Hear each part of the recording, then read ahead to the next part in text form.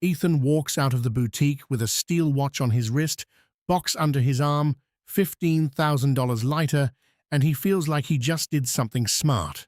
Richard drives to the coin shop the same week, hands over roughly the same 15 grand, and walks out with a few bars and coins of gold he'll never wear, never look at, probably never even hold again after today. Both of them think they just made a savvy move outside the stock market. Both of them are about to find out that alternative investment is one of the most misused phrases in personal finance, because in 20 years, the gap between what they think they bought and what they actually own is going to surprise both of them, just not in the direction either one expects. Let's keep this fair, because that's the only way this comparison means anything. Same amount of money, right around $15,000. Same starting point, same year. Same basic goal. Park some money in something that isn't a stock, isn't a bond, won't get diluted by the next company that decides to print more shares. Something that feels like it has its own gravity, separate from whatever the market is doing. Ethan puts his $15,000 into a steel sports watch from a major Swiss brand. The kind with a waiting list, the kind people call an investment piece with a straight face. Richard puts his $15,000 into physical gold. Bars, coins, doesn't matter for our purposes. It's bullion, it's the metal. Nothing fancier than that. Same money, same year, same instinct. The only difference is what they actually walked out the door holding. And on day one, this isn't even close. Ethan's watch feels like the better deal in every way a person can feel something. He can wear it. People notice it. It tells time, which, fine, your phone does that too. But there's something about strapping $15,000 to your wrist and going about your day that makes you feel like you're winning at money in a way spreadsheets never will. Richard's gold, meanwhile, goes into a small lockbox and basically disappears from his life. No one sees it. No one compliments it. It just sits there, dense and quiet, doing absolutely nothing. If you asked either of these guys on day one which purchase felt smarter, Ethan wins in a landslide. But feelings and math are two very different things, and over the next 20 years, that gap is going to do some very strange things to both of these guys' money. Year one, not much happens, which is normal. Most of the real story in any 20-year comparison doesn't show up for a while.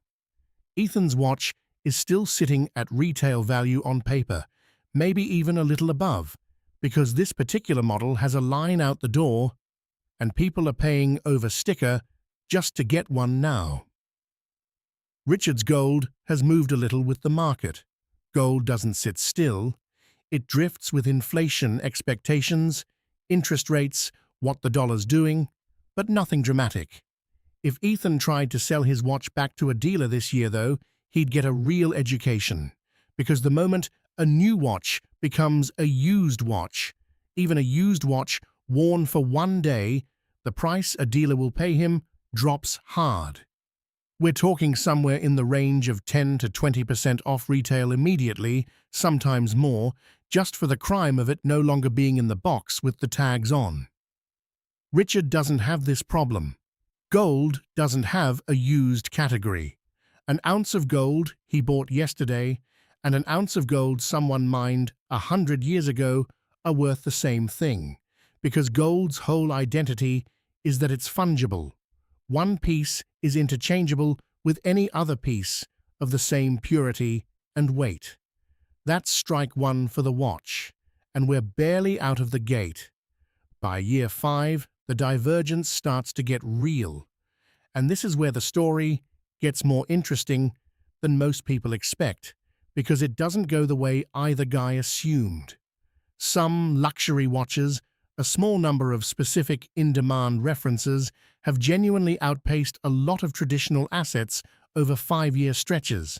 If Ethan happened to buy one of those handful of models, the kind where demand wildly outstrips what the brand actually produces. His watch might actually be worth more than he paid, maybe somewhere in the range of 20 to 40% more, depending on which model and how hot that particular reference is running. That's a real phenomenon, and it's the reason this whole watches as investments idea took off in the first place. But here's the catch, and it's a big one. That kind of appreciation is concentrated in maybe a few dozen specific watch references out of the thousands of models being sold every year. The vast majority of luxury watches, including plenty from the exact same brands, just a different model or a different year, behave like every other consumer good. They depreciate, somewhere in the range of 20 to 40% off retail within the first 5 years is normal for a watch that isn't one of the chosen few. So at year 5, Ethan's actual outcome depends enormously on which $15,000 watch he bought, and most people in his position, statistically, did not buy one of the special ones. Richard's gold, by year 5, has done what gold tends to do over most 5-year stretches. Moved up somewhat, tracking roughly with inflation, plus a little extra depending on the macro environment, putting his $15,000 somewhere in the neighborhood of $16,000 to $18,000 in nominal terms. Not exciting.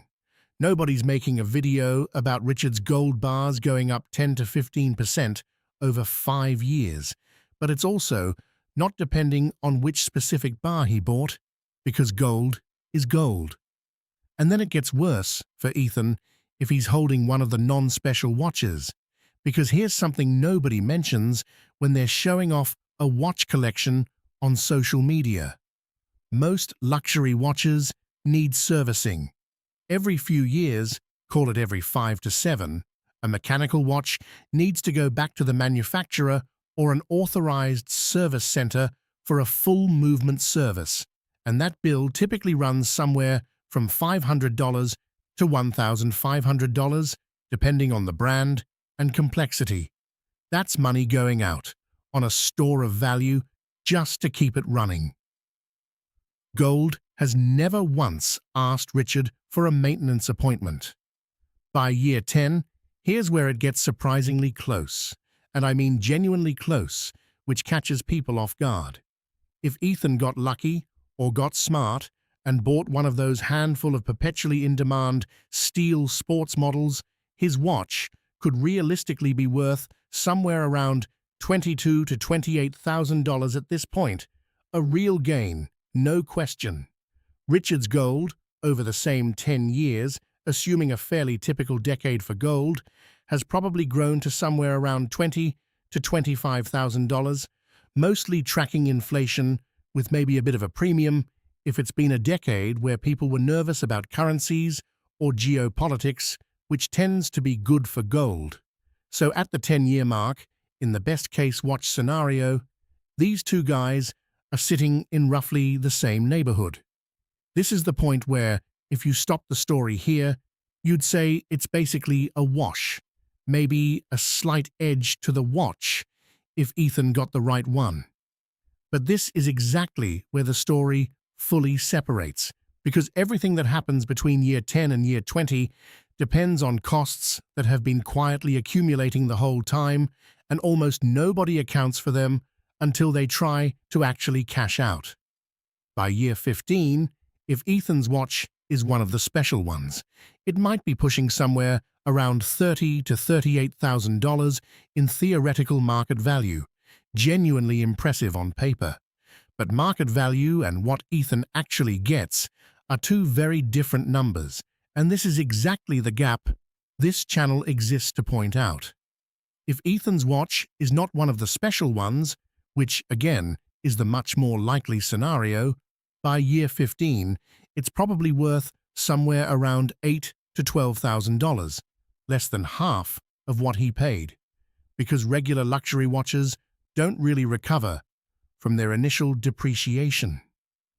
They just slowly drift down or flatten out for good, the same way a car does. Richard's gold, meanwhile, 15 years in, is probably sitting somewhere around $24,000 to $30,000, having done the slow, boring, compounding thing that gold does over long stretches, not making headlines, just quietly keeping pace with, and usually a bit ahead, of inflation. By year 20, here's the full picture, and it's not the picture either guy expected when they walked out of those two stores. If Ethan got one of the rare, appreciating references, his watch might be worth somewhere around $40,000 to $55,000 on paper. Genuinely a great outcome. Better than gold, better than a lot of things. If he got a normal luxury watch, which is the much more common outcome, it's probably worth somewhere around $10,000 to $15,000, meaning 20 years later, in nominal dollars, he might be roughly back to where he started, and once you account for inflation over those 2 decades, that's a real loss of purchasing power, somewhere in the range of 30 to 40% down in real terms.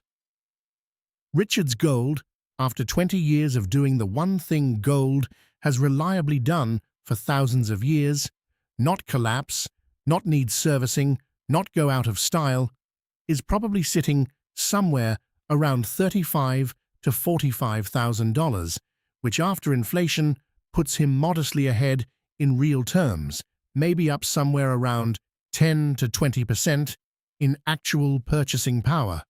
Not a home run, just ahead. Quietly, boringly ahead. Now here's the number everyone talks about versus everything else, because so far we've been talking about these big headline figures. The watch is worth this, the gold is worth that, and those are the numbers everyone fixates on. What nobody talks about is everything that comes out of those numbers before either guy keeps a single dollar of it. Start with Ethan's watch. That $15,000 retail price already had a markup baked into it.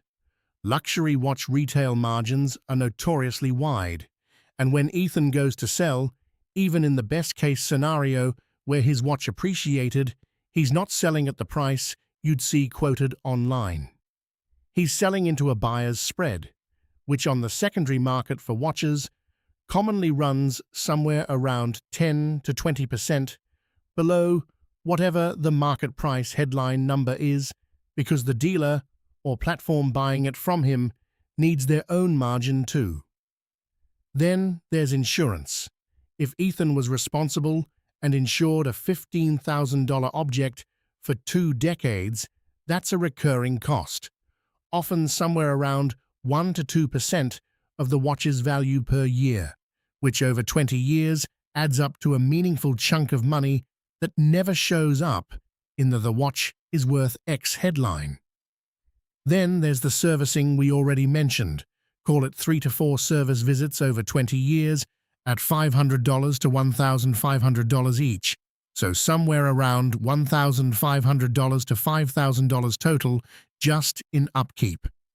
And then, if Ethan ever wants to sell to anyone other than the original authorized dealer, there's authentication. Buyers on the secondary market for high-value watches often want third-party authentication, which costs money and time, and a watch with a foggy paper trail sells for noticeably less, sometimes 10% or more, below an identical watch with full original documentation. Richard's gold has its own hidden costs, and they're real, even though they're less dramatic. When Richard bought his gold, he didn't pay spot price, the price you see quoted on financial news. He paid spot plus a premium, which for bullion coins and small bars typically runs somewhere around 3 to 8% over spot, depending on the form and the dealer. When he sells, he'll likely get something close to spot, maybe slightly under, meaning that premium he paid on the way in basically evaporates. It's a built-in cost of entry that he eats regardless of what happens to the gold price. Then there's storage. If Richard kept his gold at home, he's taking on real risk. Theft, fire, the kind of thing insurance companies charge extra for once they find out you're storing precious metals. If he stored it properly in a safe deposit box or a private vault, that's an annual fee, often somewhere around $100 to $300 a year, depending on how much gold we're talking about, which over 20 years adds up to somewhere around $2,000 to $6,000. And then there's the tax bite. In the US, physical gold is typically taxed as a collectible when you sell it at a profit, and collectibles get hit with a higher long-term capital gains rate than stocks, often around 28%, instead of the lower rates that apply to most long-term investment gains. That's a real difference, and it applies to Richard's entire gain, not just part of it. Now, if I only showed you the downsides of the watch, I'd be doing exactly what every flip watches for profit influencer does in reverse, and that's not fair either, because there's a real case for watches, and it's worth making honestly. If Ethan had done his homework, really done it, the way serious collectors do, and bought one of those handful of references that brands deliberately underproduce relative to demand, his outcome isn't just fine, it's genuinely one of the better performing, tangible assets a normal person can own, sometimes outperforming gold by a wide margin over a decade or two. And unlike Richard's gold, Ethan got to use his asset the entire time. Every time he wore that watch for 20 years, he got value from it that never shows up in any price chart. And that's not nothing, even if it's not something you can put in a spreadsheet. The secondary market for the right watches is also genuinely liquid. There are dedicated platforms, dealers, and auction houses built specifically around buying and selling pre-owned luxury watches, and for the desirable references, a sale can happen in days, not months. And a watch is about as portable as a store of value gets. Richard's gold, if he ever needed to move it across a border or just move it across town, is heavy, conspicuous, and a genuine hassle in a way a watch on your wrist simply isn't. So where does each one actually win in specific, real situations?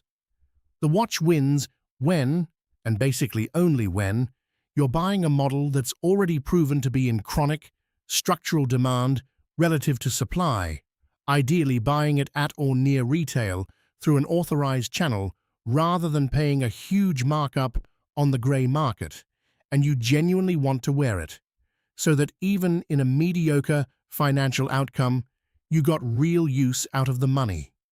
It also wins for people who already understand this specific market, collectors who know the difference between a reference that's been flat for a decade and one that's about to be discontinued and become instantly more desirable.